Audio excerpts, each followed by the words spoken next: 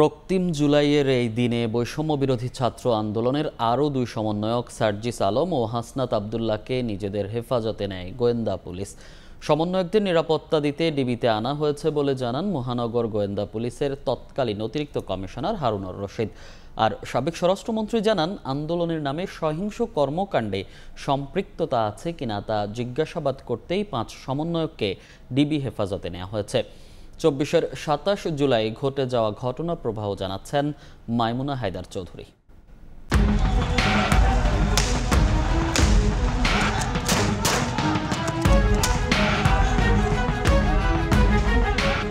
হামলা, মামলা, কারফিউ, সেনা মোতায়েনের পর আন্দোলন দমাতে এলাকায় এলাকায় ব্লক রেড চলছিল জুলাইয়ের শেষাংশে। 3 সমন্বয়কের পর 27 জুলাই আরও 2 সমন্বয়ককে নিজেদের হেফাজতে নেন গোয়েন্দা পুলিশ।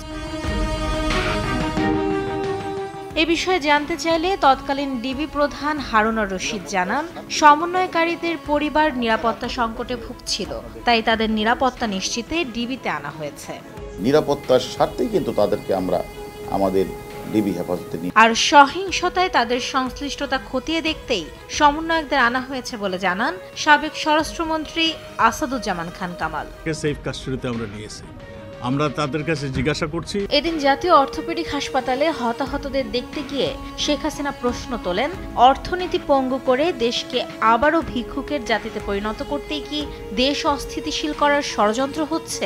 এই আন্দোলন হবে আজকে এই যে এতগুলি মানুষের জীবনের ক্ষতি হলো, এতগুলি পরিবার ক্ষতি হলো, এর দায় দায়িত্ব কাদের? তাদের বিচার দেশের মানুষকে করতে হবে। সরকারের মন্ত্রীরাও এদিন উস্কানিমূলক বক্তব্য দেওয়া অব্যাহত রাখেন, পাল্টা বক্তব্য আসে বিরোধী পক্ষ থেকে। 27 জুলাই পর্যন্ত 11 দিনে ৯,১২১ জন গ্রেফতার করে আইন শৃঙ্খলা বাহিনী, যার মধ্যে শুধু রাজধানীতেই গ্রেফতার হয় ২,৫০০-এর অধিক মানুষ, আর নিহতের সংখ্যা বেড়ে দাঁড়ায় ২১০ জনে। এদিন 14টি বিদেশি মিশন সরকারের প্রতি আইন শৃঙ্খলার রক্ষাকারী বাহিনীকে জবাবদিহিতা নিশ্চিত করার আহ্বান জানায়। মাইমুনা হায়দার চৌধুরী, সময় সংবাদ, ঢাকা।